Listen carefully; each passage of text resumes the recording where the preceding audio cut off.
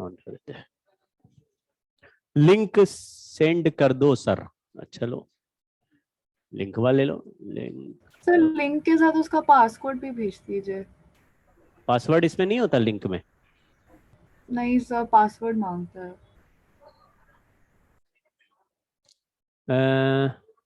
कुछ तो लिखा पासवर्ड। पासकोड है 220505 220505 सर 220505।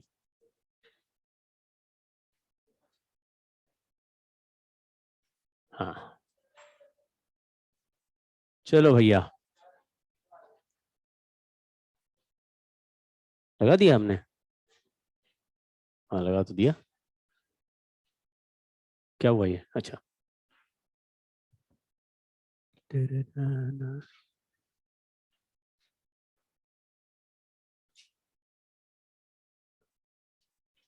आज ऑलमोस्ट फिनिश हो जाएगा।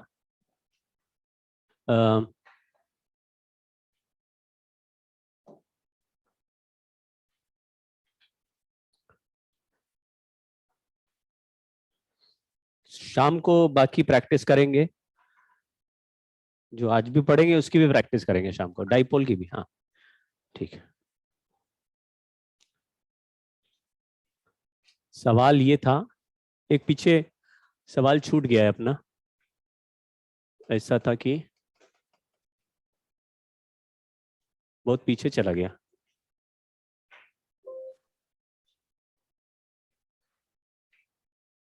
पोटेंशियल का सवाल था ये रहा।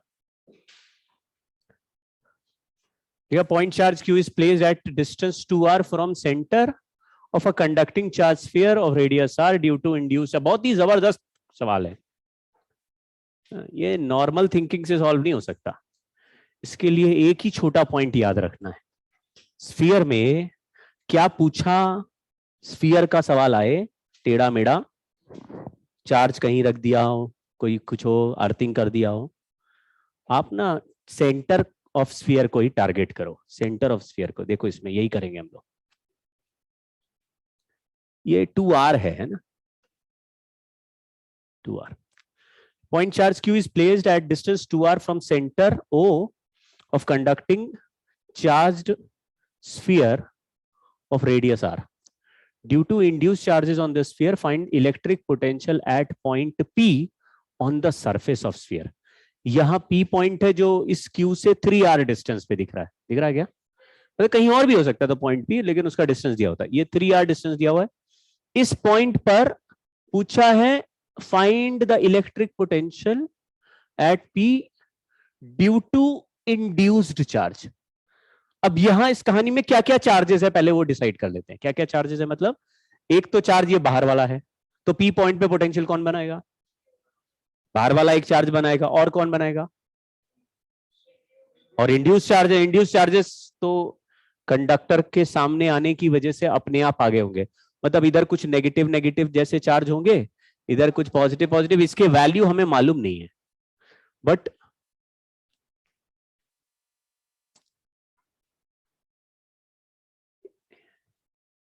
कुछ गड़बड़ है, कुछ गड़बड़ है। गड़बड़ ये कि ये चार्ज स्फीयर लिखा है और इसका चार्ज दिया नहीं है हमें। दिया है क्या? गड़बड़ है हमें। इसको अनचार्ज करो, वरना हम कैसे करेंगे? चार्ज ये चार्ज भी ले सकते हैं, नाराज मत हो जाओ। चार्ज लेंगे तो चार्ज का वैल्यू दिया होना चाहिए, मतलब हमको पता तो रहना चाहिए कि इस पे कितना चार्ज हमने डाला, वरना तो अलग अलग चार्ज के हिसाब से अलग अलग आंसर आएगा। तो अभी क्या ले रहे हैं? अनचार्ज स्फीयर ले रहे हैं। तो स्फीयर पे जो भी चार्ज है वो किसकी वजह से आया है? इंडक्शन की वजह से, यानी इंड्यूस चार्ज आया। पहले से स्फीयर पे क्या चार्ज था? स्फीयर पे कितना चार्ज था? 0 था। समझ गए क्या? और हम लोगों को पोटेंशियल किसकी वजह से निकालना है? केवल इंड्यूस चार्ज जो प्लस क्यू रखने की वजह से आया है। अदरवाइज स्फीयर पे चार्ज पहले से क्या है?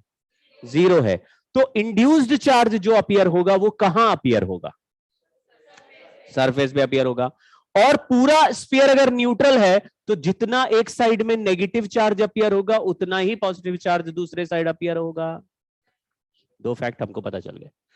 मैंने आपको क्या हिंट बोला, ऐसे कभी इस तरह का सवाल हो कि कोई बाहर चार्ज रखा स्फीयर है और आपको कुछ समझ नहीं आ रहा, तो पोटेंशियल कहां पूछा उसकी चिंता मत करो, आप सेंटर पे ही टारगेट करो। मतलब जो भी चीज पूछा आप पूछो, अगर सेम चीज सेंटर पे पूछी होती तो हम निकाल पाते क्या? ठीक है, तो सेंटर पे पोटेंशियल कौन बना रहा होगा? कहीं पर भी पोटेंशियल दो ही लोग बना रहे होंगे, कौन कौन?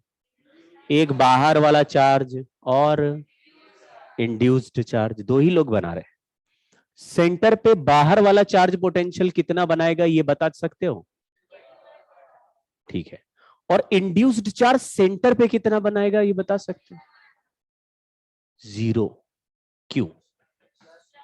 क्योंकि जितना नेगेटिव चार्ज है सरफेस पे उतना ही पॉजिटिव चार्ज है सरफेस पे, और सबका सेंटर से डिस्टेंस क्या है? क्या हम सभी पॉइंट के लिए ऐसा बोल सकते हैं? नहीं, सभी केवल केवल सेंटर के लिए ऐसा बोल सकते हैं कि सरफेस का जितना डिस्टेंस सेंटर से पॉजिटिव चार्ज का है उतना ही डिस्टेंस, समझ गए क्या? अगर मैं बोलूं इंड्यूस्ड चार्ज का पोटेंशियल यहां भी 0 बनेगा, क्या यह सच बात होगी? यहां पे अगर आप डिस्टेंस के हिसाब से देखो तो कैसा पोटेंशियल होना चाहिए, नेगेटिव या पॉजिटिव? अगर मैं बोलूं इस पॉइंट पर इंड्यूस्ड चार्ज नेगेटिव पोटेंशियल बना रहा है तो बात सच नहीं है, ये इस तरफ पॉजिटिव बना रहा है उस तरफ नेगेटिव बना रहा है, सेंटर पे क्या बना रहा है? आपको ये इमेजिन हो पा रहा है कि चार्ज जो भी है सरफेस पे है और सरफेस का कोई भी पॉइंट सेंटर से कितना दूर है? आर। तो जितना पॉजिटिव चार्ज है वो के क्यू बाय आर बनाएगा, जो नेगेटिव चार्ज है वो माइनस के क्यू बाय आर बनाएगा, तो सेंटर पे पोटेंशियल। तो हमने बोला total potential is potential due to Q plus potential due to, ये कहां पे बोल रहे हैं? हाँ, हम सेंटर पे निकाल रहे हैं। तो Q के जगह लिखा K Q by 2R plus, तो पोटेंशियल एट O आ गया, टोटल पोटेंशियल एट O कितना आ गया? के क्यू बाय 2R। अब दूसरा fact, electric field inside the conductor is हमेशा 0। अगर इलेक्ट्रिक फील्ड 0 है तो किसी भी दो पॉइंट के बीच में पोटेंशियल डिफरेंस नहीं होगा अंदर के, यानी जो पोटेंशियल O का वही पोटेंशियल P का। तो P पर टोटल पोटेंशियल कितना हो गया? 9 volt. K Q by 2R। Total potential P पे आ गया के क्यू बाय 2R। लेकिन सवाल क्या है? P पर पोटेंशियल बताना है, लेकिन केवल किसका? अच्छा, P पर पोटेंशियल कौन कौन बना रहे होंगे? बाहर का चार्ज, और यानी जो P पर जो पोटेंशियल हमने निकाला उसमें बाहर का चार्ज का भी पोटेंशियल होगा और उसमें इंड्यूस्ड चार्ज का भी पोटेंशियल होगा। बाहर का चार्ज P से कितना दूर है? तो बाहर वाला चार्ज यहां कितना बनाएगा? के क्यू बाय, और जो रिमेनिंग है वो इंड्यूस्ड चार्ज बनाएगा। क्या इंड्यूस्ड चार्ज के पोटेंशियल का आंसर आ पाएगा? तो V due to induced charge कहां पे निकाल रहे हैं? At P। तो टोटल पोटेंशियल एट P में से केवल बाहर वाले चार्ज का पोटेंशियल माइनस कर दिया। के क्यू बाय आर को 18 लिख दे तो, के क्यू बाय आर को 18 लिख दें, 8/6 हो जाए, 18/6 हो जाए, क्या आंसर आया? समझे क्या? अगर मैं कोई और पॉइंट दे दूं, यहां से बोलूं यहां से 2.5 R डिस्टेंस पे एक पॉइंट और है X, इस पॉइंट पर इंड्यूस्ड चार्ज कितना पोटेंशियल बनाएगा? तो इस पॉइंट पर भी टोटल पोटेंशियल के क्यू बाय 2R ही रहेगा। क्यों? तो आप समझ रहे हैं, टोटल पोटेंशियल किसी भी पॉइंट में निकालने के लिए मैंने किसकी हेल्प ली? पहले ही सेंटर पे अटैक किया, क्योंकि सेंटर पे इंड्यूस चार्ज का पोटेंशियल 0 है, क्योंकि ये न्यूट्रल है। अगर सवाल ये होता कि इस पर, इस स्फीयर पर भी चार्ज क्यू डाला, तो वो चार्ज क्यू भी कहां रहता? तो इंड्यूस चार्ज का प्लस माइनस मिला के इफेक्टिव वैल्यू 0 होना है, तो मैंने जो क्यू डाला वो भी कहां रहता है? तो सरफेस पे चार्ज है तो वो सेंटर पे कितना बनाता, अगर मैं सरफेस इसके सरफेस पे क्यू डाल दूं तो कितना पोटेंशियल बनाएगा सेंटर पे, के क्यू बाय आर। वो तो यूनिफॉर्मली डिस्ट्रीब्यूट नहीं दिखेगा, यहां पे थोड़ा अलग दिखेगा, यहां पे अलग दिखेगा, उससे क्या फर्क पड़ता है, सेंटर ही ऐसा पॉइंट है जो हर जगह से आर डिस्टेंस है, बाकी सब जगह नहीं निकाल सकते, समझ गए। तो बाहर वाले चार्ज का सेंटर पे निकाला, और सरफेस वाले चार्ज का हमेशा ही सेंटर पे के क्यू बाय आर है, तो टोटल पोटेंशियल निकल आएगा क्या।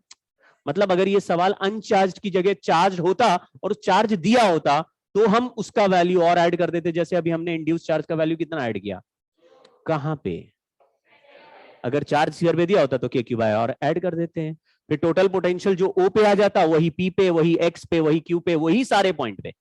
तो किसी भी पॉइंट का टोटल पोटेंशियल हमें पता चल गया, और बाहर वाले का भी किसी भी पॉइंट पे पता चल जाएगा क्योंकि बाहर वाले से डिस्टेंस दिया हुआ है।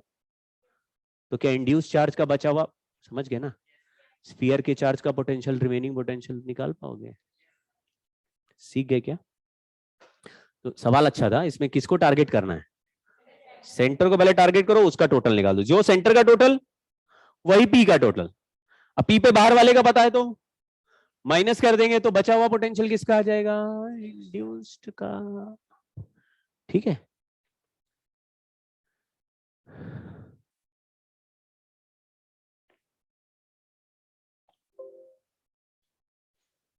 चलिए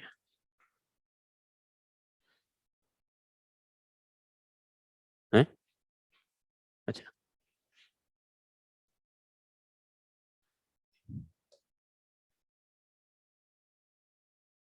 क्या है ये, हाँ अब स्टार्ट करते कहानी आज की।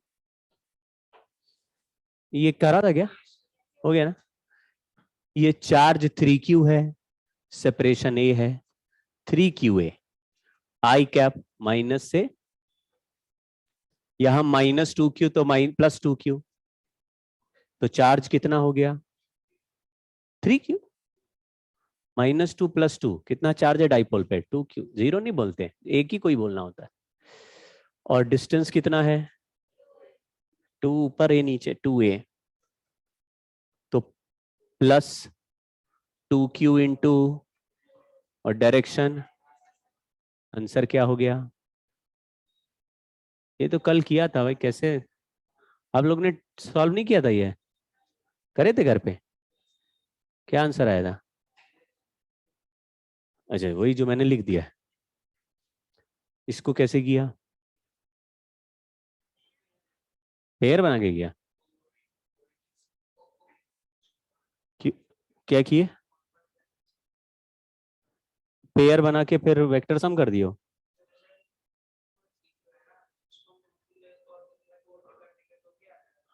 हाँ तो जाएगा, ये q इंटू नहीं 2qa हो जाएगा, और ये वाला qa हो जाएगा, और इनके बीच में 60 डिग्री है, तो a square plus B square plus 2ab cos theta करेंगे तो आंसर आ जाएगा। अगर हम अपने ओरिजिन वाले मेथड से करें तो -2q into 0 plus -q into a i cap plus, ये वाला कितना दूर है, ये a/2 आई कैप है और √3a/2 जे कैप है, तो 3q इंटू a/2 आई कैप प्लस √3a/2, फिर ये तो गया, QA में से 3QA/2 का काटा तो QA/2 आई कैप प्लस 3√3 QA/2 जे कैप, ये 3 अंदर मल्टीप्लाई 3√3 हो गया, ये 3√3 का स्क्वायर करेंगे तो 27 ये हो जाएगा, और ये 1 है 28/2 यानी 14 आ जाएगा, √14 आ रहा है क्या, 7 आ रहा है, नहीं ये भी तो स्क्वायर हो जाएगा, 7 ही आ जाएगा, 28/4, 2 का भी स्क्वायर हो जाएगा, मुश्किल बात कर दी लग रहा है, √7 QA। चलो आगे बढ़े, इसमें चार्ज ऊपर भेज दिया कितना दूर, इसमें भी नीचे भेज दिया 2r/π। यहाँ पे चार्ज का वैल्यू हमें मालूम नहीं है, लेकिन चार्ज डेंसिटी लैम्डा दिया है, तो चार्ज का वैल्यू कैसे निकालेंगे?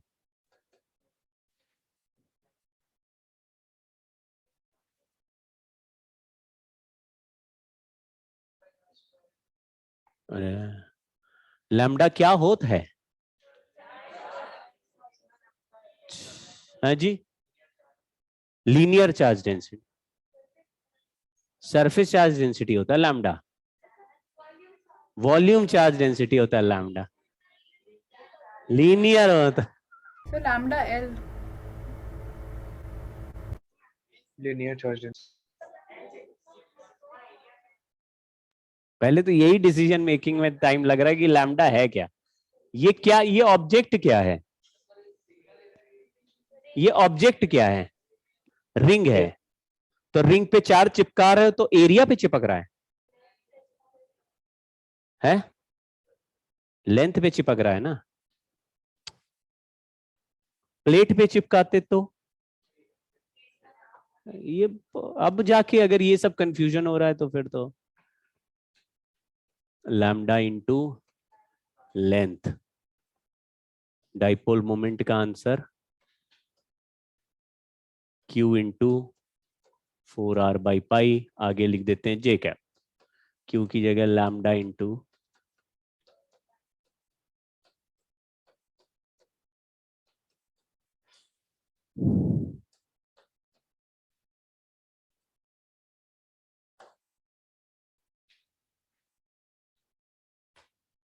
ये वाला तो हो गया था।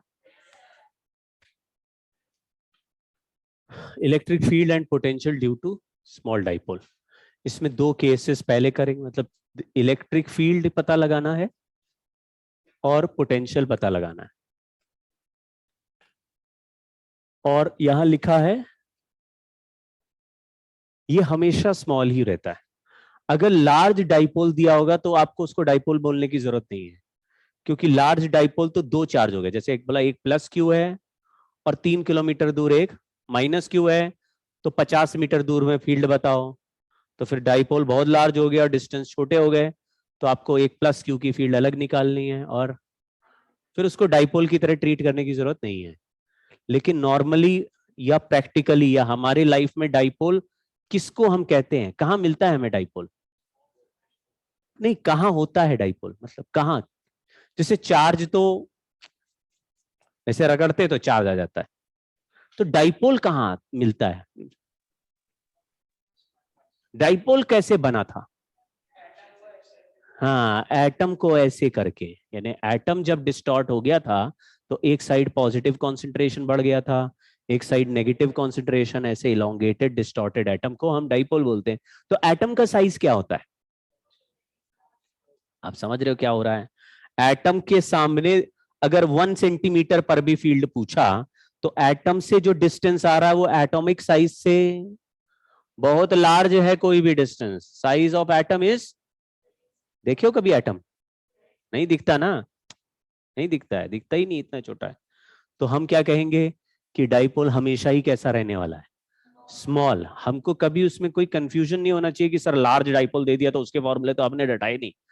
तो डाइपोल को हम स्मॉल डाइपोल, कुछ नहीं भी लिखा है तो भी वो स्मॉल रहेगा। और बोल रहा है एक चार्ज प्लस क्यू है और एक चार्ज माइनस क्यू और इतना दूर रखे हैं, तो इनको डाइपोल लेने की जरूरत क्या? प्लस क्यू का आपको आंसर निकालना आता है कि नहीं आता? माइनस क्यू का भी जो भी पूछा आंसर निकालना आता है, फिर दोनों को ऐड कर देंगे। तो बोला अगर दो चार्ज है उनकी फील्ड बताओ, फिर क्या करोगे? दोनों की फील्ड निकाल के ऐड कर दो। दो चार्ज है उसका पोटेंशियल बताओ। तो समझ गए क्या? तो डाइपोल को डाइपोल की तरह रिएक्ट कब कराते हैं? तो आपको हर डाइपोल के सवाल में यह अप्रोक्सीमेशन दिया रहेगा कि size of dipole is very small. तो कंफ्यूज नहीं होना, खुश होना है कि जो फॉर्मूले पढ़ के आए वही लगेंगे। ठीक है, वो अपने आप अंडरस्टूड है। डाइपोल में पहले इलेक्ट्रिक फील्ड कैलकुलेट कर रहे हैं। इलेक्ट्रिक फील्ड में 4 फॉर्मूले बनेंगे, 3 फील्ड के एक डायरेक्शन का, 3 फील्ड के एक डायरेक्शन का। पहले मैं ऐसे बनाऊंगा, एक डाइपोल है, मान लो ये माइनस क्यू है और ये प्लस क्यू है, तो डाइपोल मोमेंट का डायरेक्शन किधर है?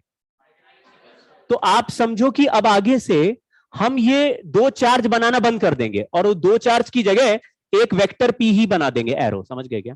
तो अगर बोला ये एक डाइपोल का एरो है या डाइपोल मोमेंट है, तो आप समझ जाना अपने आप कि इसके एक साइड में प्लस क्यू चार्ज होगा और इधर के साइड में माइनस क्यू। तो आपको दो चार्ज नहीं दिख रहे, क्या दिख रहा है? उसका डाइपोल मोमेंट। जैसे पिछला अभी रिंग बना होता, आधा रिंग पॉजिटिव आधा नेगेटिव, वो सब हटा दिया, अब उसकी जगह एक डाइपोल रख दिया, समझिए क्या? तो वो पूरा रिंग हो गया, ये डाइपोल हो गया, ठीक है, उसको भूल जाओ। तो एक्चुअल शेप क्या है उसकी चिंता नहीं करना। इस डाइपोल की लाइन को अगर यानी चार्जेस से पास होते हुए इसी डाइपोल मोमेंट के लाइन के से एरो से कोइंसाइड करते हुए कोई लाइन ड्रॉ कर दे, इसको बोल रहे हैं एक्सिस, एक्सिस ऑफ डाइपोल। तो अगर ये डाइपोल है तो इसी के थ्रू पास होने, इसके पैरेलल कोई लाइन नहीं बोल रहा, इसके थ्रू पास होने वाला जो लाइन है आगे और पीछे, उसको क्या बोल रहे हैं? एक्सिस ऑफ डाइपोल बोल रहे हैं। और इसके परपेंडिकुलर में एक प्लेन है, दिख रहा है? एक लाइन नहीं, पूरा प्लेन है। तो इसके परपेंडिकुलर में मिड पॉइंट से जो प्लेन पास करेगा, ना तो इधर से ना इधर से, बिल्कुल बीच से, उसको बोलेंगे इक्विटोरियल प्लेन। तो एक इलेक्ट्रिक फील्ड निकालेंगे कहां, और दूसरा इलेक्ट्रिक फील्ड निकालेंगे, और तीसरा इलेक्ट्रिक फील्ड बीच में। बीच में तो जगह है। अगर डाइपोल मोमेंट एक्स एक्सिस पे, डाइपोल एक्स एक्सिस पे रखा हुआ है ऐसे, तो एक्स एक्सिस के आगे और पीछे वाली लाइन को क्या बोल रहे हैं?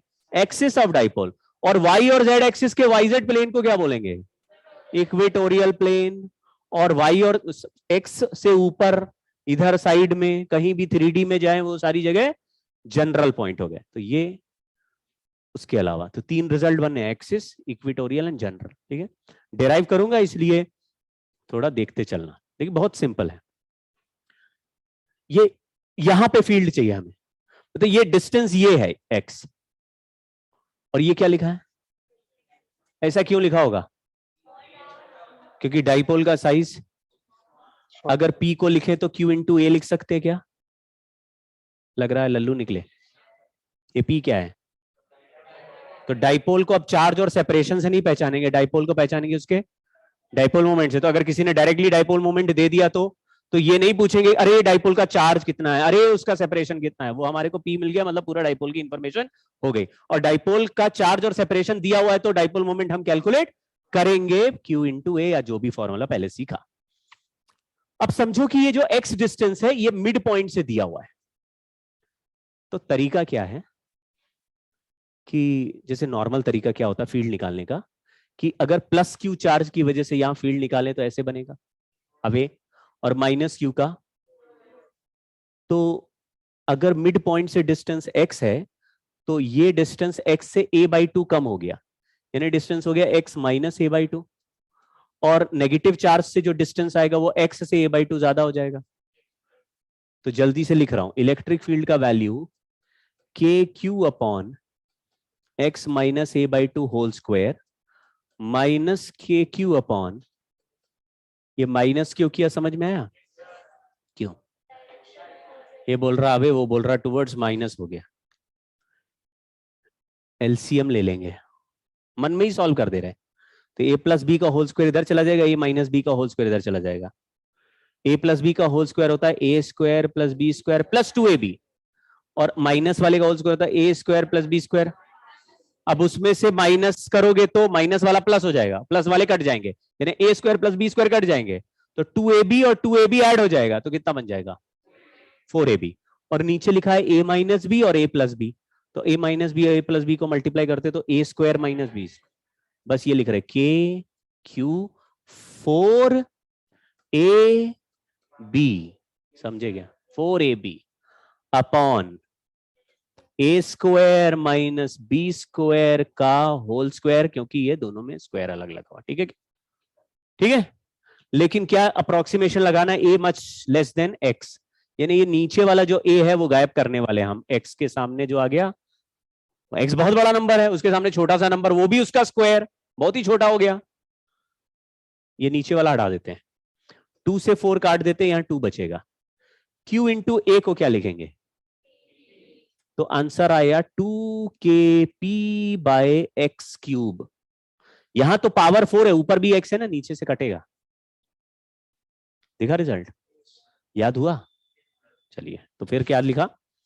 अगर एक छोटा सा डाइपोल p दिया हो और जो डाइपोल का एरो है उसी लाइन पर एक लार्ज डिस्टेंस आर पे जाके पॉइंट पी पर इलेक्ट्रिक फील्ड का आंसर पूछा, तो इलेक्ट्रिक फील्ड का आंसर लिखना है, वेक्टर में लिख रहे 2k वेक्टर p बाय कितने डिस्टेंस पे पूछा, तो आंसर लिखा, देखो लिखा है x डिस्टेंस पूछा तो 2k p bye x cube. अब देखो वेक्टर भी मैच कराया मैंने, इसका मतलब समझना डाइपोल मोमेंट इस सवाल में किस डायरेक्शन में था, राइट में लेफ्ट में, और पॉजिटिव चार्ज की फील्ड आ रही है राइट में, नेगेटिव की आ रही है लेफ्ट में, पास में कौन है, नजदीक कौन है, देखो प्लस क्यू माइनस कौन सा स्ट्रॉन्गर है, तो अवे वाला फील्ड स्ट्रॉन्गर है, यानी कि इस जगह पर फील्ड का डायरेक्शन राइट में ही चलेगा। डाइपोल मोमेंट किधर है और फील्ड भी किधर है, यानी दोनों के डायरेक्शन सेम आ रहे हैं, इसलिए फॉर्मूला लिखते समय सेम लिखा है, मतलब यहां पे वेक्टर ही लिखा है और यहां वेक्टर पी लिखा है। अगर अपोजिट आ रहे होते तो कैसा साइन लगाना पड़ता, वेक्टर में अपोजिट बनाना होता तो कैसा साइन लगाते, तो इलेक्ट्रिक फील्ड का डायरेक्शन डाइपोल मोमेंट के डायरेक्शन से मैच कर रहा है। कहां पे हम लोग ने इलेक्ट्रिक फील्ड निकाला, एक्सिस पे निकाला है, 2kp by R cube. Important formula याद कर लेना, तुरंत याद कर लो भाई,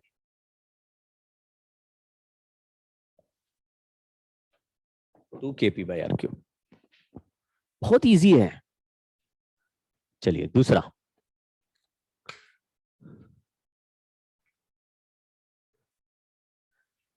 इक्वेटोरियल पोजीशन समझ गए, ये कोई एक लाइन नहीं है, ये बीच में पूरा प्लेन है। अगर ये डाइपोल है तो इसके बीच में मिड पॉइंट से पास होता हुआ प्लेन आपको दिखाई देगा, बीचों बीच ऐसा। चलो जी,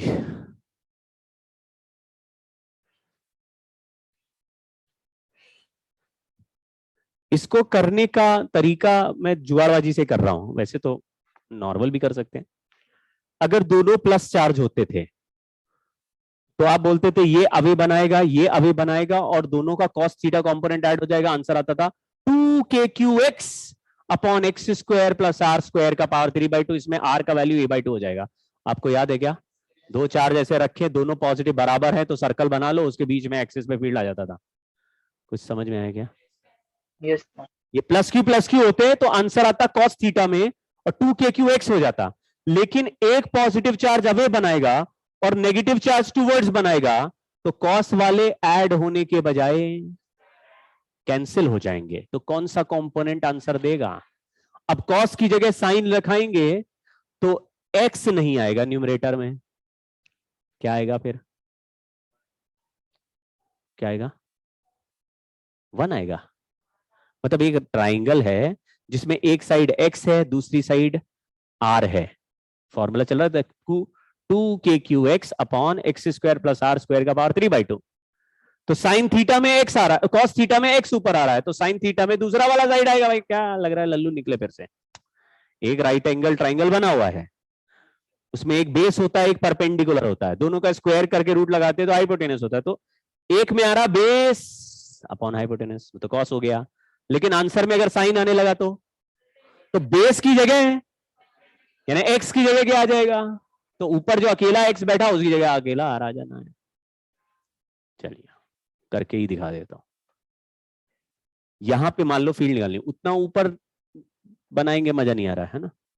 ये इलेक्ट्रिक फील्ड ई लिख दिया, यहां एंगल थीटा है, ये नेगेटिव चार्ज है, ये कहेगा टूवर्ड्स, तो इसका भी ये एंगल थीटा है। अब ई कॉस थीटा और ई कॉस थीटा कट गए, यहां पे बचा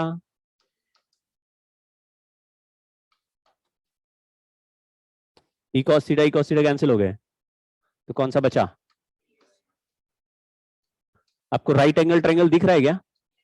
साइन थीटा का वैल्यू कैसे निकालते हैं? तो इस थीटा के परपेंडिकुलर कौन दिख रहा है? a/2।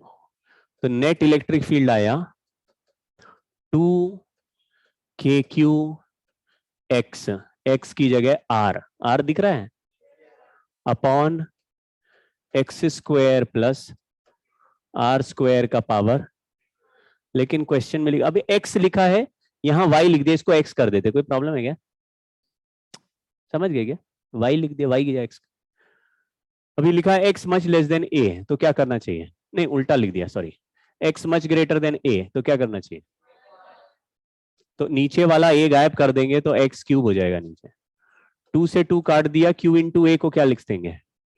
तो क्या आ गया? एक्स क्यूब आ गया। ये आ गया इक्वेटोरियल वाला। लेकिन वेक्टर में लिखते हैं।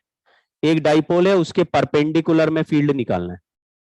इसने बोला था ये पॉजिटिव चार्ज इधर, देखो डाइपोल राइट में है, इसका मतलब इधर नेगेटिव है और हेड के साइड में पॉजिटिव है। तो पॉजिटिव अपने से अवे बनाएगा, नेगेटिव अपना टुवर्ड्स बनाएगा, तो फील्ड का डायरेक्शन ऐसे लेफ्ट में आ रहा है। तो डाइपोल मोमेंट और फील्ड सेम डायरेक्शन में आ रहा है क्या? तो यहां पे फील्ड ऐसे अपोजिट में आ रहा है।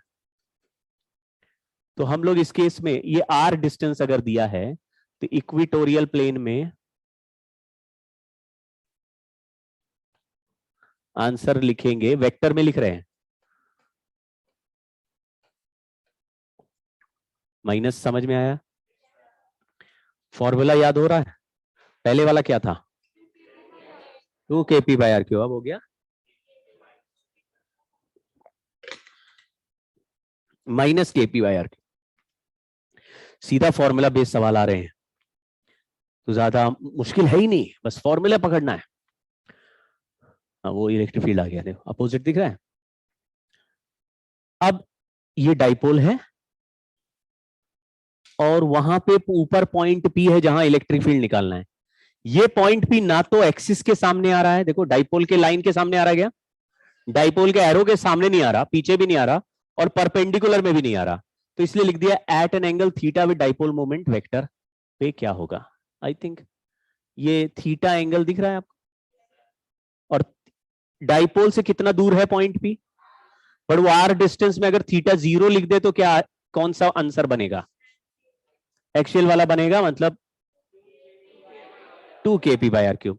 और थीटा 90 लगा देंगे तो अब जो रिजल्ट निकाले वो जनरल हो जाएगा। मतलब अगर वो रिजल्ट भी याद होता या वो रिजल्ट ही पहले डिराइव करते तो उसमें थीटा 0 डालने से एक्सेस वाला, तो मतलब हमने उल्टा कर दिया एक्चुअली। नहीं, पहले यही करते तो बाकी दो डिराइव करने की जरूरत, लेकिन मुश्किल ये है कि जो दो डिराइव किए उसी से ये डिराइव होगा। समझ रहे? तो हमने जो रास्ता पकड़ा वो आसान रास्ता था, क्योंकि सीधे सीधे सामने जा रहे हैं। टेढ़े डिस्टेंस निकालना डिफिकल्ट होता है। हम ऐसे सामने गए थे तो एक हो गया था x माइनस a/2, एक हो गया था x प्लस a/2, सीधा सीधा डिस्टेंस इजियर था कैलकुलेट करना। ऐसे टेढ़े डिस्टेंस निकालना डिफिकल्ट होता है, इसलिए इसको सॉल्व करना डिफिकल्ट होता अगर पहले वाले रिजल्ट नहीं होते। तो हम कैसे कर रहे हैं उसको देखना ध्यान से। हाँ, आ गया, ठीक है। हेडिंग थोड़ी बड़ी हो गई। ये डाइपोल हो गया, तो इसी में देखते चलना, मैं कुछ नहीं लिख रहा हूं, इसी में सारा सॉल्यूशन छुपा हुआ है, बस हाँ हाँ करते चलना है, ठीक है। तो पी पॉइंट ऊपर होगा, लेकिन ये क्या चीज है? तो ये डाइपोल का एरो, तो पी क्या है? उसका डाइपोल मोमेंट। अभी क्यू इंटू ए सब कुछ नहीं, पी का वैल्यू डायरेक्टली पी दिया हुआ है, ठीक है। डाइपोल का एरो का डायरेक्शन मतलब क्लियर हो रहा है, मैग्नीट्यूड इसका पी है। इससे थीटा एंगल पे आर डिस्टेंस पे एक पॉइंट पी है where we have to find electric field theta angle पे। तो मैंने क्या किया, ये जो डाइपोल मोमेंट का ये जो वेक्टर क्वांटिटी है, इसके दो कंपोनेंट करेंगे। जरा बताना मुझे। मान लो एक एक्स एक्सिस इधर हो और वाई इधर हो और कोई वेक्टर ए हो, उसके कंपोनेंट कर पाते हो? ए कॉस थीटा एंड, अगर मैं इस फोटो का ऐसे घुमा दूं, मतलब ऐसे बोल दूं ये एक वेक्टर है और ये दो एक्सिस हैं, ये एक्स एक्सिस है, ये वाई एक्सिस है, ये दोनों 90 डिग्री पे दिख रहे हैं क्या? और यहां पे थीटा एंगल, ये वेक्टर ए है। अब कंपोनेंट कर पाओगे? इस ए वेक्टर का कंपोनेंट एक्स पे क्या जाएगा? ऐसे परपेंडिकुलर ड्रॉप करोगे ऐसे आएगा, और इधर परपेंडिकुलर ड्रॉप करोगे वाई में आ जाएगा। कुछ समझ में आ रहा है क्या?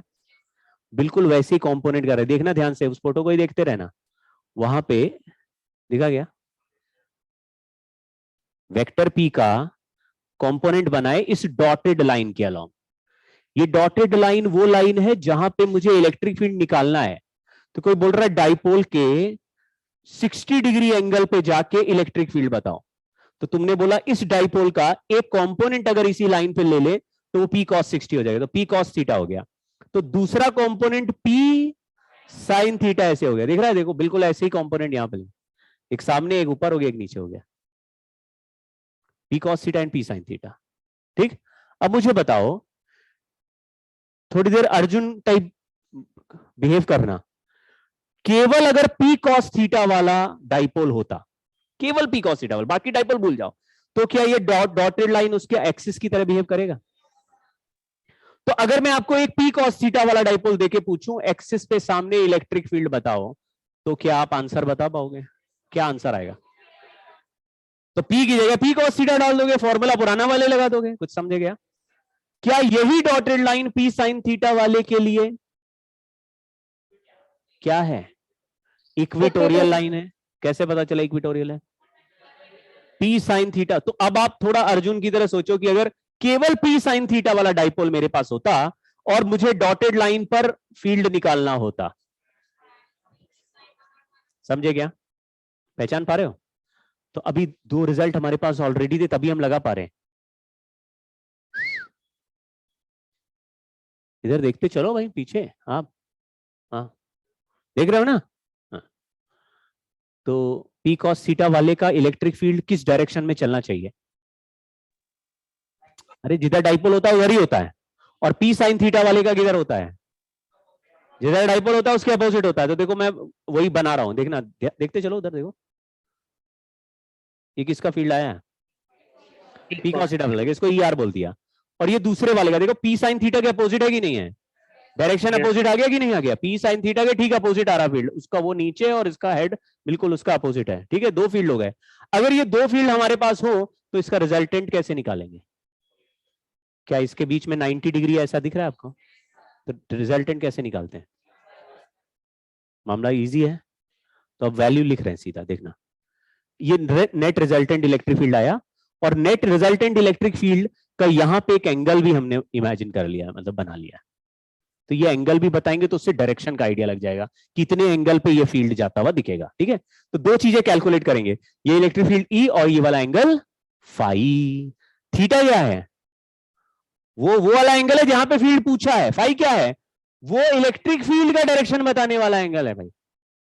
तो थीटा अगर बोलता है 60 डिग्री पर फील्ड बताओ, तो फील्ड थोड़ी ना 60 डिग्री पे चल रहा है, वो तो 60 डिग्री के साथ और भी एंगल बना रहा है, समझ गए क्या? 60 डिग्री पर फील्ड बताओ तो फील्ड यहां पे बतानी है, लेकिन फील्ड इस लाइन पे थोड़ी ना, फील्ड तो और टेढ़ी हो गई ना। तो फील्ड का डायरेक्शन क्या 60 डिग्री के लाइन पे लिख दोगे? तो कुछ और एंगल बनाना पड़ेगा ना, कि 50 से 60 के बाद आप 20 डिग्री और जाओगे, जो भी एंगल आएगा फाई एंगल के बाद आपको इलेक्ट्रिक फील्ड दिखेगा। ठीक है, तो ये दिखाई दिया क्या? ये आपने गैस कर लिया था पहले, ये वाला? फिर इसको स्क्वायर कर सकते हैं। अगर इसको ये kp/r³ छोड़ दो, वो दोनों में सेम है। इसका स्क्वायर करेंगे साइन स्क्वायर थीटा हो जाएगा, इसको स्क्वायर करेंगे तो 4 cos स्क्वायर थीटा हो जाएगा। तो sine square theta plus cos square theta तो 1 हो जाएगा, तो 3 cos स्क्वायर थीटा बच जाएगा, क्योंकि एक ही तो 1 होगा। समझ गए? स्क्वायर कर रहे हैं, ये आंसर आ गया। एक्सपेक्टेशन में है कि नहीं? ये आंसर गड़बड़ हो गया। 1 + 3 cos स्क्वायर थीटा कैसे होगा, समझ में आ रहा है? ठीक है भाई, अब एंगल का आंसर लिखते हैं। अगर मैं यहां ये वाले वेक्टर को यहां ड्रॉ कर दूं और ये 90 डिग्री है, तो tan फाई का वैल्यू इस राइट एंगल ट्राइंगल से क्या बन सकता है? हाँ, एक को ER बोल रहा हूं, एक को E थीटा बोल रहा हूं। E theta by ER, kp/r³ cut गया। E थीटा में क्या ऊपर क्या दिखेगा, नीचे क्या दिखेगा? 2 cos थीटा। 2 थोड़े कट रहा है, तो 2 नीचे बचेगा और साइन बाई कॉस हो जाएगा। ये tan θ/2 नहीं है, ये 1/2 tan थीटा है। समझ गए क्या? एंगल को आधा नहीं कर रहा है। ठीक है, बहुत ही मतलब ऐसे कमाल का आंसर नहीं है, बट आंसर है। ये कभी पूछते भी नहीं है, तो क्यों पढ़ा लिया हमने? अरे पूछते नहीं है, लेकिन क्या समझ रहे हो, टेंशन नहीं लेते हम लोग, तो थोड़ा देख लो। ऐसा कभी, ऐसा मुझे तो नहीं लगता आज तक। तो इक्वेटोरियल और एक्सिस में ही पूछ जा रहे, उसी में लोग छोड़ छोड़ के आ रहे हैं सवाल। एक्सिस का फील्ड, इक्वेटोरियल का फील्ड, एक्सिस का फील्ड, इक्वेटोरियल का फील्ड। अभी देखो सवाल देते हैं, क्या होता है कि कई बार ज्यादातर सवालों में ना एक डाइपोल नहीं देते, 2-3 डाइपोल रख देंगे। कोई ऐसा पॉइंट पूछ लेंगे, किसी का इक्वेटोरियल हो जाएगा, किसी के लिए एक्सिस हो जाएगा, किसी का और इक्वेटोरियल हो जाएगा, किसी और का एक्सिस हो जाएगा। फिर तुमको खुद गैस और जज करना पड़ेगा कि भाई कौन से फील्ड का डायरेक्शन किधर है, उसका इक्वेटोरियल के हिसाब से किधर है, उसका एक्सिस के हिसाब से किधर है, ये वैल्यू ऐड हो रहे हैं कि सब्ट्रैक्ट हो रहे हैं। थोड़ा सा दिमाग लगाना पड़ेगा। समझ पा रहे हो? अभी प्रैक्टिस करते हैं, लेकिन इंडिविजुअल आंसर हमको आ गए। देखिए ड्रॉ करेंगे, पहले सवाल पढ़ो और नोटबुक में जरा ड्रॉ करो। टू स्मॉल डाइपोल्स और dipole moments p k cap and p/2 k cap are located at 0,0,0 and 1,0,2.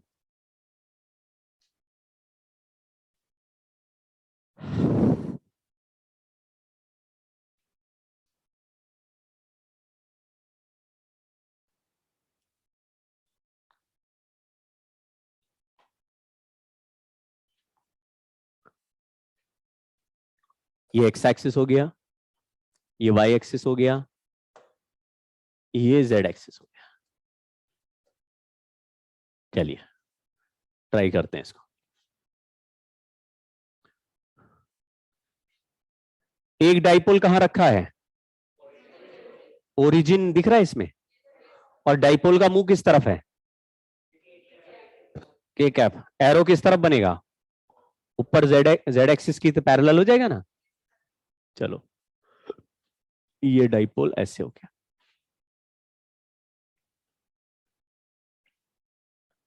एक स्मॉल डाइपोल हो गया पी के कैप। दूसरा डाइपोल कहां पे है?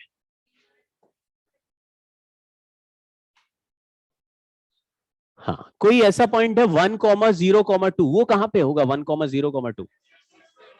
हाँ, यहां x पे 1 चलेंगे, y पे कुछ भी नहीं चलेंगे, और ऐसे z पे जाएंगे।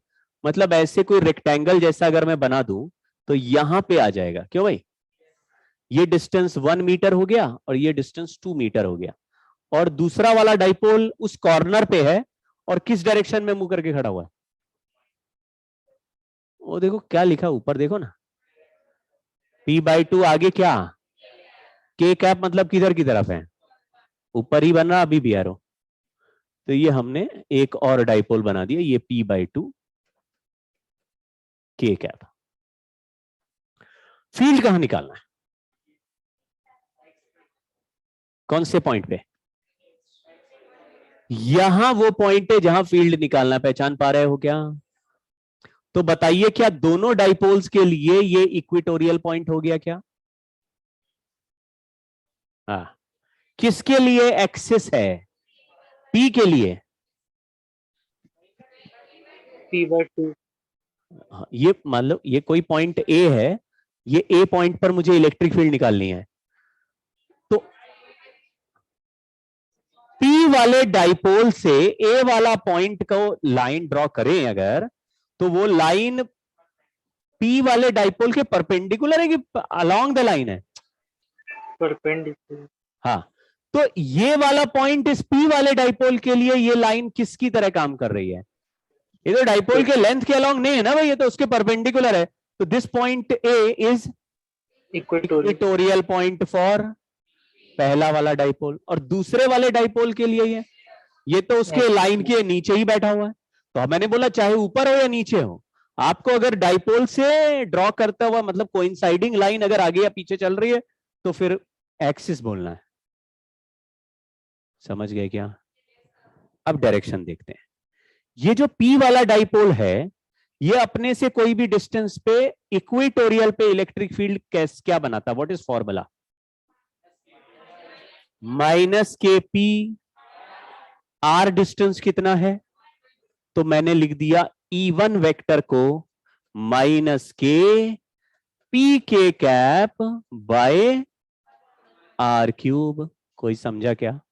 जो फॉर्मूला उसमें वैल्यू डाल दिया, तो पी के कैप डाला तो अपने हम -pk कैप हो जाएगा। दूसरा E2,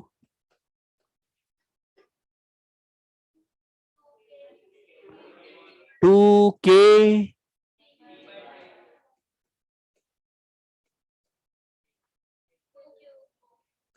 डिस्टेंस 2 मीटर का दिया है।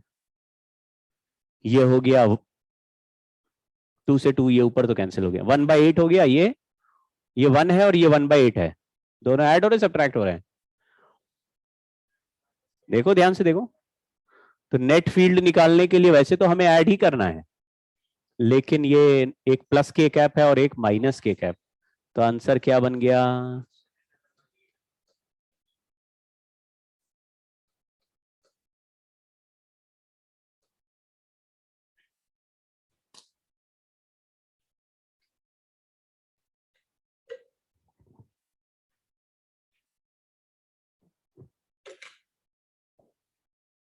अगर z एक्सिस वाले इस पॉइंट पर फील्ड पूछ लेते तो, मतलब 0,0,2 पे पूछ लेते तो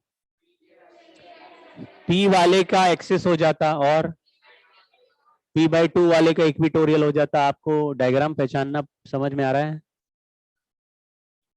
ठीक है ना? बड़ा अच्छा सवाल है, देखो कितना सिंपल है। दोनों फॉर्मूले पता है तो आपको केवल जज कर लेना है किसका मैच कर रहा है, डायरेक्शन आ रहा है, सेम आ रहा है, अपोजिट आ रहा है, जैसा भी।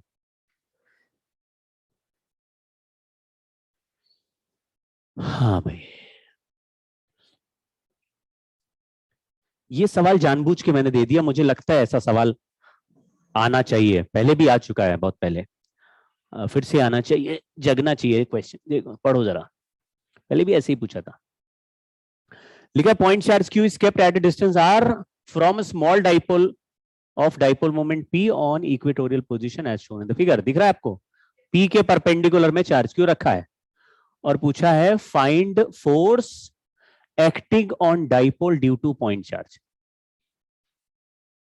पॉइंट चार्ज की वजह से डाइपोल पे कितना फोर्स लग रहा है, ठीक है ना? पॉइंट चार्ज डाइपोल पे कितना फोर्स लगा रहा है, ये कैलकुलेट करना एक झंझट का काम है, लेकिन इसको उल्टा बोलो तो बड़ा आसान है। उल्टा बोलो। अब डाइपोल अपने चारों तरफ किसी भी पॉइंट पे कोई इलेक्ट्रिक फील्ड बनाता है, वो हमें पता है कितनी बनाता, और किसी इलेक्ट्रिक फील्ड पे चार्ज क्यों रख दे तो फोर्स निकालना और भी आसान, क्यू इंटू ई। समझ गया ना? तो क्वेश्चन यही पूछते हैं, क्या पूछते हैं कि डाइपोल पे कितना फोर्स लगा, तुमको क्या बोलना है? डाइपोल का फील्ड है, उसमें चार्ज रखा हुआ, तो बताओ डाइपोल का इक्वेटोरियल पे कितना फील्ड होता है? -kp/r³। और उस फील्ड में चार्ज रखा है q, तो फोर्स ऑन चार्ज q क्या आ गया? Force on q is q into electric field of, तो q इंटू -kp/, ये हो गया फोर्स ऑन q। लेकिन सवाल पूछा है force on dipole is minus of, इसको क्या बोलते हैं हम लोग? नहीं, कुछ और बोलते हैं, न्यूटन्स क्या? Third law. हाँ, Newton's third law, action reaction. Minus पे माइनस, ये भी माइनस, ये भी माइनस, क्या हो गया? प्लस q इंटू, वेक्टर लगा देना, फोर्स देखो, तभी क्वेश्चन में भी लिखा फोर्स वेक्टर में बताओ।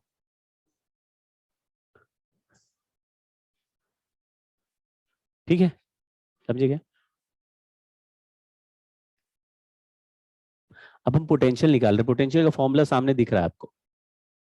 एक डाइपोल है, ये r डिस्टेंस पे पॉइंट P है, थीटा एंगल बन रहा है। पोटेंशियल का फॉर्मूला सामने क्या लिखा दिख रहा है? इसको डिराइव करने के बहुत तरीके हैं। एक तरीका तो ये है कि यहां पे एक -q चार्ज है और एक +q चार्ज है। तो एक सिंपल तरीका बताता हूं, वैसे HCV में थोड़ा ज्यादा सॉल्व कर रखा है। ये बीच में डिस्टेंस r है, ये r बहुत बड़ा डिस्टेंस है एज कंपेयर टू a। तो अगर मैं यहां से P पॉइंट को ज्वाइन करूंगा तो ये लाइन का लेंथ r से छोटा लग रहा है, और इधर से ज्वाइन करेंगे P पॉइंट को तो ये थोड़ा बड़ा लग रहा है। दिख रहा है क्या? ऐसे ना, टेढ़ा है, तो एक थोड़ा पास में लग रहा है, एक थोड़ा दूर लग रहा है, एक लाइन थोड़ी बड़ी लग रही है, छोटी लग रही है, ठीक है ना। अगर मैं इस परपेंडिकुलर यहां से ड्रॉ कर दूं ऐसे परपेंडिकुलर, तो परपेंडिकुलर इस पॉजिटिव चार्ज से इस डॉटेड लाइन पे ड्रॉ कर दें, तो परपेंडिकुलर के आगे वाला लेंथ ऑलमोस्ट दोनों का, देखो लंबा सा लेंथ जा रहा है, ये आगे वाले लेंथ ऑलमोस्ट सेम है, बट ऐसा लग रहा है कि ये जो बीच वाला लेंथ है ये साइड वाले लेंथ से इतना मतलब दिस बीच वाला length is this much extra than this. ऐसा थोड़ा आइडिया लगा क्या? तो अगर ऐसा ट्राइंगल बन गया, देखो ये ट्राइंगल है, यहां पे प्लस क्यू है और ये एंगल थीटा है, ये डिस्टेंस a/2 है क्योंकि पूरा लेंथ a था, तो ये आधा लेंथ। अब इधर से परपेंडिकुलर ड्रॉप कर देंगे तो ये जो लेंथ आएगी ये a/2, आपको कंपोनेंट करना आता है, तो पूरा लेंथ r था, तो यहां से आगे का लेंथ क्या हो गया? R minus.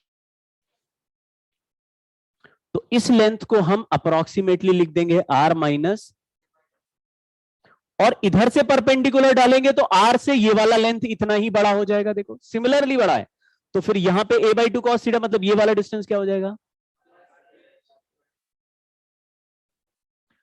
अब या इधर पॉजिटिव चार्ज है और उधर नेगेटिव चार्ज, कैसे पता चलता है कि इधर पॉजिटिव है? डाइपोल मोमेंट के डायरेक्शन में एरो के हेड की साइड प्लस है, दूसरे साइड माइनस, तो पॉजिटिव चार्ज से डिस्टेंस कितना आ रहा है?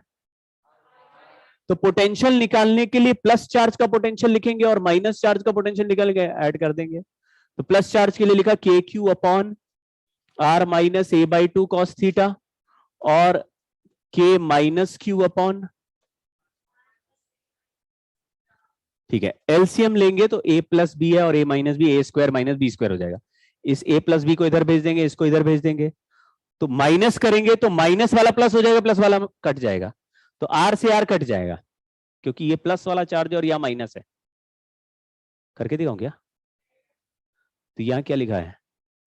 a plus a minus B, और यहां तो a प्लस बी इधर गया, a माइनस बी इधर गया और बीच में माइनस लगा है, तो a प्लस बी में से a माइनस बी सब्ट्रैक्ट करोगे तो a कट जाएगा और b ऐड हो जाएगा, तो b मतलब क्या?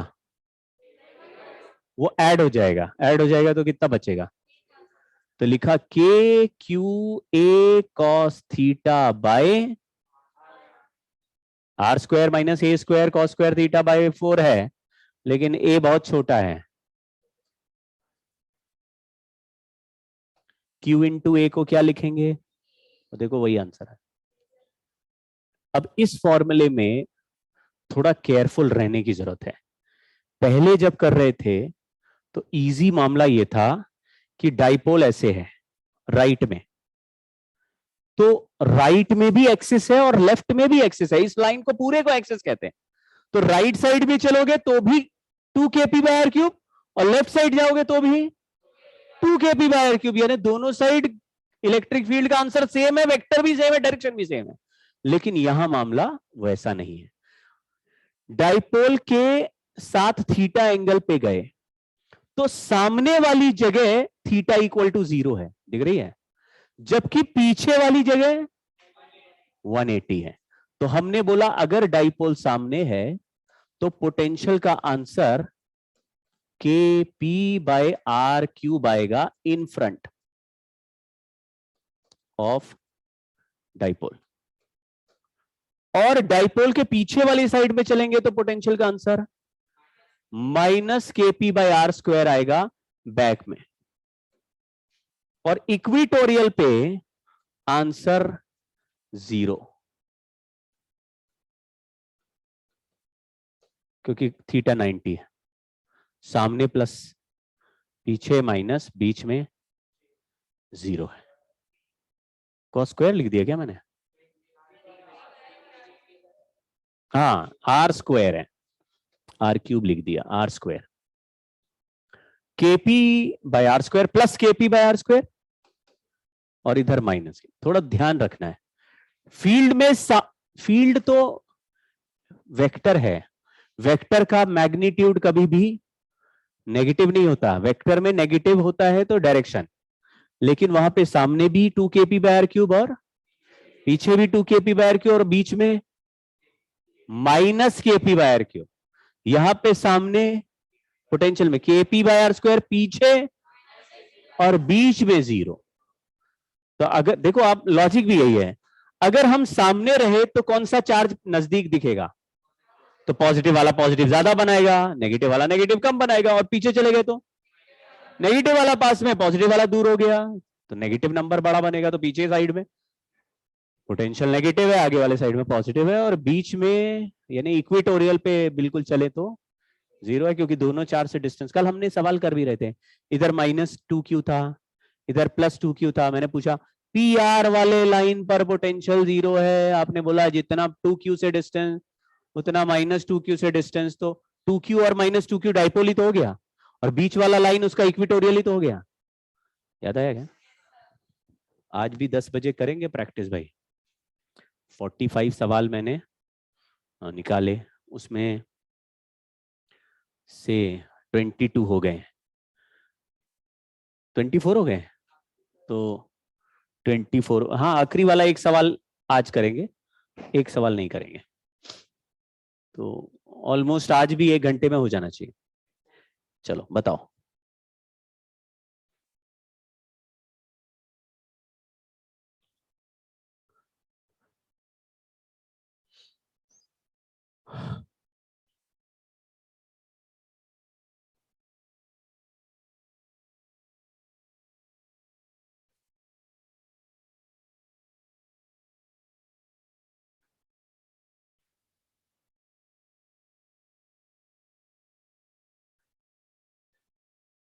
हाँ जी, पोटेंशियल तो 0 हो जाएगा, पोटेंशियल बी और सी में से कोई ऑप्शन आना है, लेकिन बी में लिखा है -kp/d³ और उसमें लिखा प्लस, जबकि डाइपोल मोमेंट का तो वो दिया है -p0 i कैप।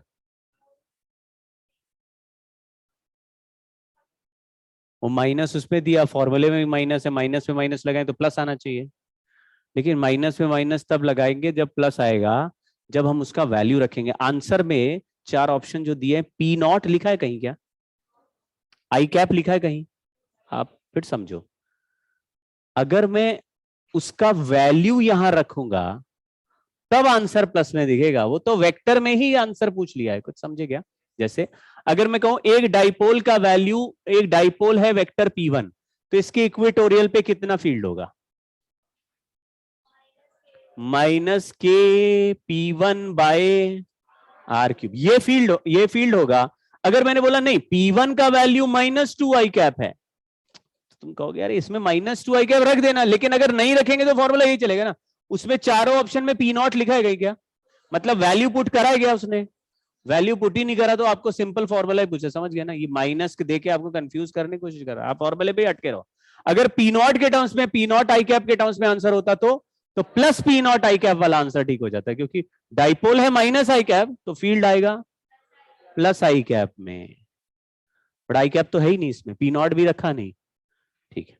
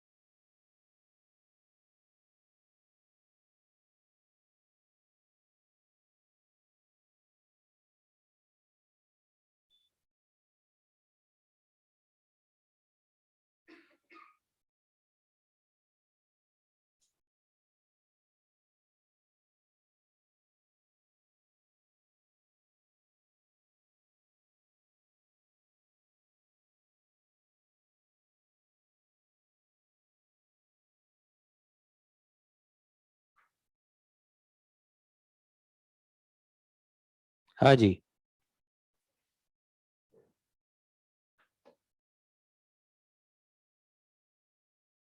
कुछ आया क्या? फॉर्मूला नहीं याद है? केपी बाय आर स्क्वायर चल रहा है, मतलब KP cos theta by R square चल रहा है।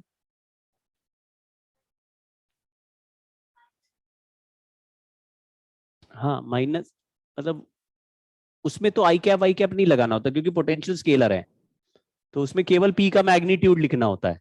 लेकिन आपको ये चेक करना है कि आप सामने हो कि पीछे हो। हाँ हाँ, क्योंकि दोनों डाइपोल माइनस आई कैप की तरफ है, मतलब ए से लेफ्ट वाली जगह डाइपोल की फ्रंट साइड है और बी से राइट वाली जगह दोनों की बैक साइड है। नहीं, ये जो पहला डाइपोल है उसका मुंह किस तरफ है? डायरेक्शन देखो ना, क्या लिखा हुआ है? माइनस आई कैप लिखा हुआ ना भाई, दोनों में माइनस आई कैप लिखा है ना, तो माइनस आई कैप किधर होना चाहिए? लेफ्ट में। तो अगर ए से लेफ्ट में जाओगे तो कोई भी point to the left of a इस डाइपोल का फ्रंट साइड, आप समझ रहे हो क्या? दोनों डाइपोल ऐसे लेफ्ट साइड में एरो बना के खड़े, ऐसे लेफ्ट साइड में, तो तुम लेफ्ट में खड़े रहोगे यहां पे तो तुमको डाइपोल का फ्रंट, इसको फ्रंट बोलेंगे कि बैक बोलेंगे? और ये साइड डाइपोल का बैक हो गया। और यहां बीच में, बीच का कोई पॉइंट होगा तो, हाँ देखो, जजमेंट लेना पड़ेगा हमको। अगर पोटेंशियल इक्वल करना है, यानी एक का जो आंसर है दूसरे का है, क्या वो पॉइंट बीच में आना चाहिए कि नहीं आना चाहिए? मतलब ऑप्शन दोनों बता दिया आपने, क्यों नहीं आना चाहिए? नहीं तो बीच में इससे दूर चले जाएंगे, इससे पास रहेंगे। एक का मैग्नीट्यूड ज्यादा है तो उससे डिस्टेंस बढ़ा लेंगे, दूसरा मैग्नीट्यूड कम है तो उससे डिस्टेंस कम कर लेंगे। तो मिड पॉइंट नहीं बोल रहा। Can we get a equal potential point somewhere between A and B? We will not get. क्यों? क्योंकि ए बी के बीच की कोई भी जगह में ए का बैक साइड है और बी का फ्रंट साइड है। सोच के देखो मैं क्या बोल रहा हूं। दो डाइपोल ऐसा मुंह करके खड़े हैं, ऐसे दोनों का सेम डायरेक्शन ऐसा मुंह है, दो लोग ऐसे, तुम यहां ए और बी के बीच में आ गए तो अबे तो इसका फेस दिखेगा, उसको थोड़ी फेस दिखेगा, उसको तो बैक दिखेगा। समझ गए क्या? दोनों साइड मुंह करके खड़े हैं, तुम बीच में खड़े हो, तो इसका फेस दिखेगा, उसका बैक दिखेगा। तो जिसका बैक दिखेगा उसका पोटेंशियल का साइन कैसा आएगा, और जिसका फेस दिखेगा उसका पोटेंशियल साइन कैसा आएगा? तो कोई नेगेटिव वैल्यू पॉजिटिव वैल्यू के बराबर हो सकती क्या? एक ने बनाया -5, दूसरे ने बनाया +5, तो दोनों बराबर हो गए क्या? आप समझ रहे हो मैं क्या बोल रहा हूं? ये कोई स्केलर, ये वेक्टर क्वांटिटी नहीं है कि सर मैग्नीट्यूड तो बराबर हो गया। मैग्नीट्यूड नहीं होता, इसमें मैग्नीट्यूड ही होता है। +5 भी मैग्नीट्यूड है, -5 भी मैग्नीट्यूड है। तो आपको एक एक आंसर आ रहा है नेगेटिव, दूसरा आ रहा है पॉजिटिव, तो ए और बी के बीच में you may get equal mod, but value wise दोनों डिफरेंट हो जाएंगे। तो किस जगह पर आ सकता है? हाँ, तो या तो हमारे को इस साइड में मिलेगा, मान लो यहां पे पॉइंट लिख देते हैं कुछ एक्स, और यहां पे लिख देते हैं कोई पॉइंट वाई। कहां मिल सकता है हमको? एक्स पे मिलेगा या वाई पे? ऐसा क्यों? हाँ, ये तो पॉइंट चार्ज जैसा ही कहानी हो गया। या तो दोनों के फ्रंट में होना चाहिए, दोनों के फ्रंट में क्यों? वो भी पॉजिटिव बनाएगा, वो भी पॉजिटिव बनाएगा, वैल्यू बराबर। और या तो दोनों के बैक में होना चाहिए, क्यों? दोनों नेगेटिव बनाएंगे और वैल्यू बराबर हो जाएगा। सवाल पढ़ पाए हो क्या लिखा है? अगर सवाल में लिखा होता कि ऐसा पॉइंट ढूंढो जहां पे नेट पोटेंशियल 0 हो जाए, तो बीच में आता। क्यों? एक प्लस बनाता, एक माइनस बनाता, तब कटते ना भाई। अभी इसमें किधर होएगा? या तो सब दोनों के फ्रंट में होगा, दोनों के बैक में होगा। तो बैक वाला ही क्यों ऑप्शन बेटर लग रहा है? क्योंकि ये वाले में इसका डिस्टेंस कम आ रहा है, छोटे वाले से कम डिस्टेंस, बड़े वाले से ज्यादा। तो मैंने मान लिया ए से डिस्टेंस एक्स है, तो बी से डिस्टेंस एक्स माइनस आर हो जाएगा। खेल समझ गए? तो 2k, नहीं 2 थोड़ी ना होता है, K P by R square cos 180 नहीं समझे लग रहा, इक्वल टू के पी, ये पी नहीं समझे लग रहा है, cos 180 बाय का होल स्क्वायर, ये सब कैंसिल कर दिया, यहां 2 बचेगा तो उसका स्क्वायर रूट कर देंगे, तो 1 by √2 by X is 1 upon, root कर दिया दोनों का, इसको इधर इसको इधर, √2x minus √2r equal to x, x इधर √2r इधर, x का वैल्यू आया √2r बाय √2 माइनस 1। कौन सा आंसर सही है? बी। तो इस आंसर को बदल के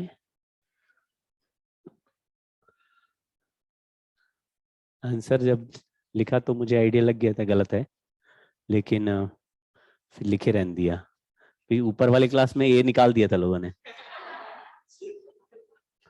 क्या आंसर आ रहा है? ए सर, ए आया, लेकिन आता भी है ना, अगर तुमने ये डायरेक्शन का ध्यान नहीं दिया और बीच में निकाला तो आ जाएगा, ए आ जाएगा। आपको खेल समझ गए है ना? छोटे छोटे बढ़िया सवाल हैं, अच्छे हैं, थोड़ा चैलेंज है और थोड़ा लल्लू छाप भी है, फॉर्मूला लगा रहे हो आंसर आ रहा है। खत्म हो गया। हाँ, अब हमारे पास 2-4 मिनट में मैं 2-4 मेन बातें और बताता हूँ। आज शाम को कुछ सवाल इसके करेंगे सॉल्व। तो डाइपोल अगर एक्सटर्नल इलेक्ट्रिक फील्ड में रखा हो तो 2 केस बनते हैं। केस 1 है if external electric field is uniform. Uniform और नॉन यूनिफॉर्म 2 तरह के फील्ड में डाइपोल को रख सकते हैं, कोई भी फील्ड में रख सकते हैं। जैसे पॉइंट चार्ज के सामने रखा फील्ड यूनिफॉर्म है कि नॉन यूनिफॉर्म?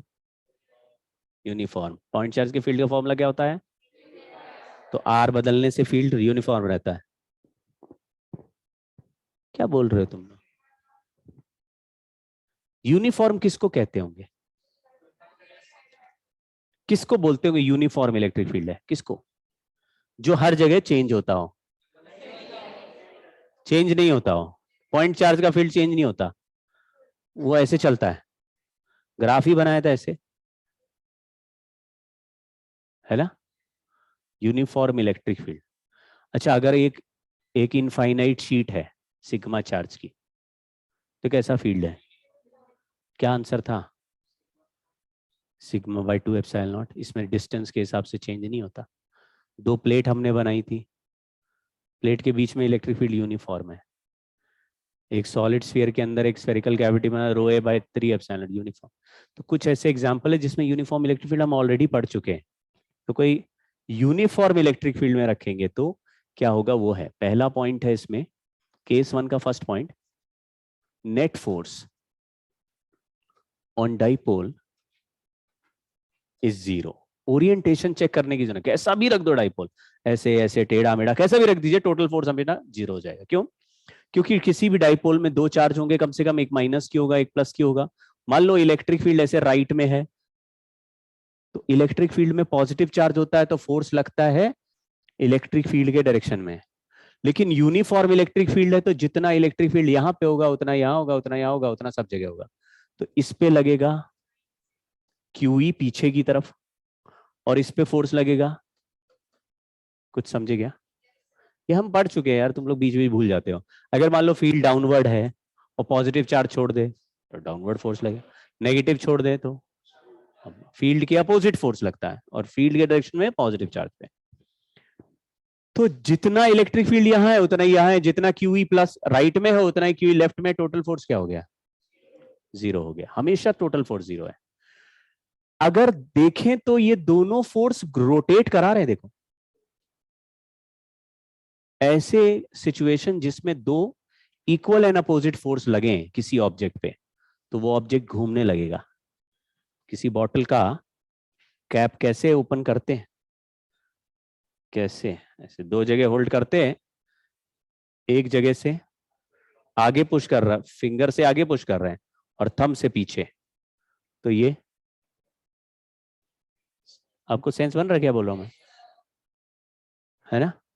तो अगर इक्वल एंड अपोजिट फोर्स लगाएंगे तो फिक्स्ड एक्सिस नहीं भी हो तो भी रोटेट आराम से हो जाएगा ऑब्जेक्ट। फिक्स्ड एक्सिस होती तो ऑब्वियसली फिक्स्ड है, जैसे स्टीयरिंग व्हील घुमाना है तो दोनों साइड से नीचे खींचते क्या, उड़ाना थोड़ी ना कार, क्या करना है, एक साइड से नीचे खींचते दूसरे साइड से ऊपर पुश करो आराम से घूम जाएगा, ठीक है। तो टॉर्क लगेगा, तो दूसरा है टॉर्क। टॉर्क का फॉर्मूला है P क्रॉस E। P क्या है, जो डाइपोल है उसका डाइपोल मोमेंट। E क्या है, किसका इलेक्ट्रिक फील्ड है, जो अलग से हमने बनाया है, समझ गए? ये डाइपोल का इलेक्ट्रिक फील्ड नहीं है, ये एक्सटर्नल इलेक्ट्रिक फील्ड है जो हमने रखा है, डाइपोल को लाके उस इलेक्ट्रिक फील्ड में रखा है। तो देख लीजिए, ये मान लो डाइपोल है, यहां पे मिड पॉइंट है, ये डिस्टेंस a/2 हो गया, ये एंगल थीटा हो गया, इलेक्ट्रिक फील्ड इस डायरेक्शन में है, यहां -q है, ये +q है, तो डाइपोल मोमेंट इधर है, -q से +q। अब ये भी डिस्टेंस a/2 है, जल्दी से डिराइव कर रहे हैं। तो इस पे फोर्स लग गया पीछे की तरफ QE, इस पे लग गया आगे की तरफ QE। टॉर्क निकालने के लिए ये मान लो इस पॉइंट को एक्सिस ले लिया, मिड पॉइंट को, तो परपेंडिकुलर डिस्टेंस मल्टीप्लाई करते हैं तो ये हो जाएगा a/2, नीचे वाले का भी एक्सिस से परपेंडिकुलर डिस्टेंस हो जाएगा a/2, तो ऊपर वाला फोर्स है QE और परपेंडिकुलर डिस्टेंस है a/2 साइन थीटा, तो फोर्स हो गया QE, डिस्टेंस हो गया a/2, और ऐसे दो हैं तो टोटल टॉर्क ही आ गया, ये कैंसिल कर दिया, Q इंटू ए को क्या लिख दिया, तो आंसर आ गया PE साइन थीटा। टॉर्क एक वेक्टर क्वांटिटी है और दो वेक्टर के मल्टीप्लिकेशन से बन रही जिसमें साइन थीटा आ रहा है, तो ये जरूर क्रॉस प्रोडक्ट है, A क्रॉस B करते हैं तो AB साइन थीटा। तो हमने आंसर को तुरंत किसमें कन्वर्ट कर दिया, P क्रॉस E में, ठीक है।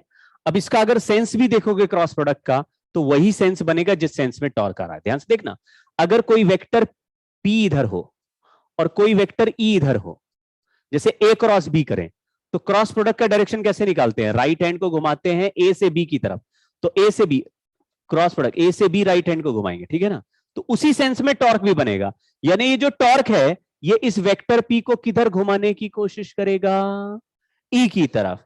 जैसे ये वाला चार्ज +q है, +q पे फोर्स आगे लग रहा है, तो ये चार्ज को किधर धक्का देगा, राइट में, और ये चार्ज को लेफ्ट में धक्का देगा। अगर ये डाइपोल ऐसा ऊपर वाले पे राइट में फोर्स लगे, इसमें लेफ्ट में लगे, तो ये ऐसे ही तो घूमने की कोशिश। तो इसमें जो टॉर्क है ये क्लॉकवाइज है, ठीक है। तो हमने बोला ये जो डायरेक्शन ऑफ टॉर्क है, टॉर्क विल रोटेट ये vector P along vector E या टूवर्ड्स वेक्टर E, समझ गए। और टॉर्क का वैल्यू 0 कब हो जाएगा, जब या तो थीटा 0 डिग्री हो जाए या 180 डिग्री हो जाए। थीटा 0 हो जाए ऐसा इलेक्ट्रिक फील्ड चाहता है, यानी रॉड को ऐसे इस डाइपोल को थोड़ा टेढ़ा भी करके छोड़ोगे तो भी इलेक्ट्रिक फील्ड डाइपोल को किधर मोड़ने की कोशिश करेगा, अपनी डायरेक्शन में। जैसे इलेक्ट्रिक फील्ड एक्स एक्सिस में है और डाइपोल टेढ़ा है, तो ये डाइपोल किस तरफ मुड़ के जाना चाहेगा, एक्स एक्सिस की तरफ जाना चाहेगा, इलेक्ट्रिक फील्ड के पैरेलल। तो ऐसे वाले जगह को बोलते हैं स्टेबल इक्विलिब्रियम। और अगर इलेक्ट्रिक फील्ड सामने और डाइपोल पीछे तो भी टॉर्क 0 आ जाएगा, लेकिन अगर जरा भी डिस्टर्ब किया तो ये घूम के किधर की तरफ भागेगा, 0 एंगल की तरफ। यानी कि डाइपोल मोमेंट हमेशा किस तरफ जाने की कोशिश करेगा, इलेक्ट्रिक फील्ड के डायरेक्शन में। और जैसे वो इलेक्ट्रिक फील्ड के डायरेक्शन में जाने की कोशिश करेगा तो 0 वाला एंगल कौन सा इक्विलिब्रियम है, और थीटा 180 वाला अनस्टेबल। एक और तरीके से समझेंगे अभी आगे, ठीक है। दोनों जगह टॉर्क 0 है, मैक्सिमम टॉर्क 90 डिग्री वाले पोजीशन में। तीसरा पॉइंट है ये वाला, अरे ये तो यूनिफॉर्म ही लिखा हुआ, ठीक है। तीसरा पॉइंट इसमें लिख देते हैं पोटेंशियल एनर्जी। पोटेंशियल एनर्जी का फॉर्मूला भी फटाफट लिख देते हैं। पोटेंशियल एनर्जी का formula -P.E। Minus P cos theta, यहां पे माइनस आएगा ही। थीटा इक्वल टू 0 पे पोटेंशियल एनर्जी मिनिमम आएगी माइनस पीई, और थीटा 180 पे मैक्सिमम आएगी प्लस पीई, 90 पे 0 हो जाएगी। ये पोटेंशियल एनर्जी डाइपोल की एक्सटर्नल फील्ड के साथ है, इसको डिराइव करवा दूंगा मैं, ठीक है। इस पोटेंशियल एनर्जी में ये वाली एनर्जी मैंने नहीं ली है जो दो चार्ज की आपस की होती है। दो चार्ज की आपस की कौन सी होती है? के Q1 Q2 बाय आर, ऐसी वाली कुछ याद है आपको? पेयर बना के, समझ, वो वाली नहीं ली है। क्यों नहीं ली है? क्योंकि नॉर्मली डाइपोल को जब हम घुमाएंगे तो डाइपोल एक्सटर्नल फील्ड के फोर्स की वजह से घूमेगा, लेकिन क्या ये दूर या पास भी आएंगे? तो पास या दूर नहीं आएंगे, तो ये वाला जो बीच वाला गैप है, इसकी के Q1 Q2 बाय आर वाली वैल्यू चेंज नहीं होगी। तो फिर हमारा चेंज इन पोटेंशियल एनर्जी का सवाल करेंगे तो उसमें इनिशियल में जितना होगा उतना ही फाइनल में होगा, तो कोई चेंज नहीं होगा, तो फिर वो कट जाएगा, समझ गए? इसलिए पी डॉट ई वाली ही लिखते हैं, माइनस पी डॉट ई, ठीक है। लेकिन अगर कोई डाइपोल घूमने के साथ साथ ऐसे इलोंगेट हो जाए तो, या छोटा हो जाए तो, तब फिर ये वाली भी ऐड कर देंगे। यानी अगर टोटल पोटेंशियल एनर्जी लिखना चाहें, मान लो, तो हम लिख देंगे minus P dot E plus के क्यू माइनस क्यू बाय ए। नहीं समझे लग रहा? बट ये वाली तब नहीं लिखना है जब केवल रोटेशन हो रहा है। Fourth point, work done to rotate a dipole in electric field from theta 1 to theta 2। Work done का कोई फॉर्मूला बोलो एक्सटर्नल का। U2 की जगह U1 की जगह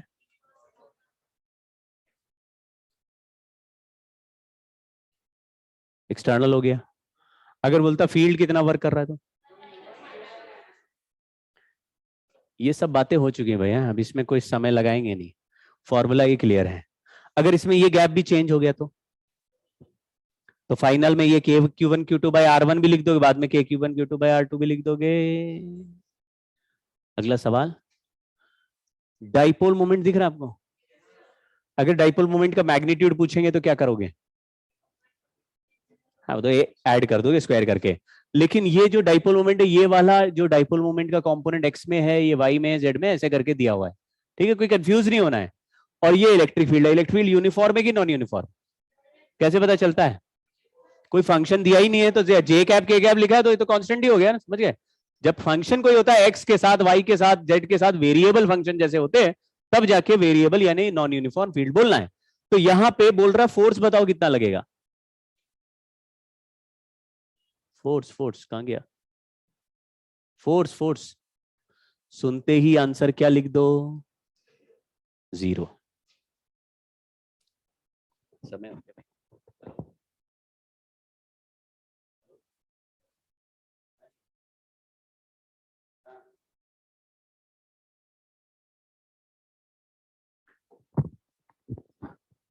40 समझ में आ गया? सॉल्व नहीं करना। और टॉर्क का आंसर कैसे निकालें?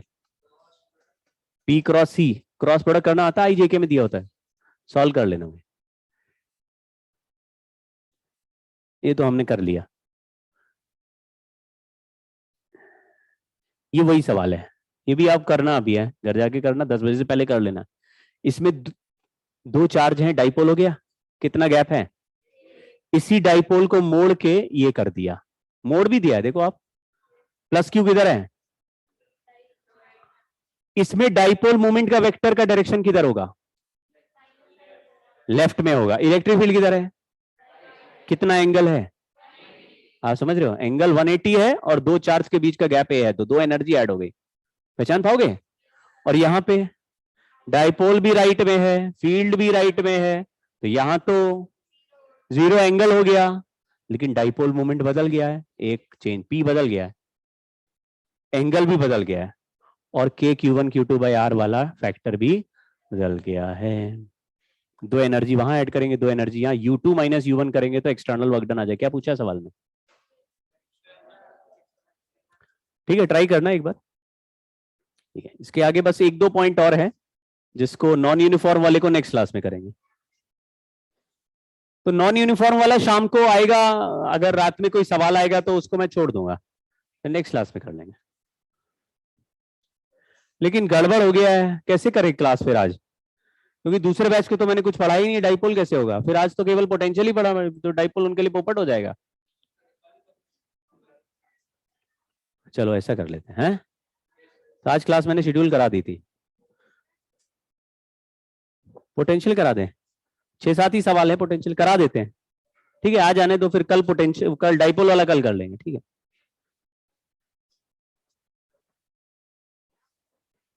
पोटेंशियल वाले आज करेंगे भाई।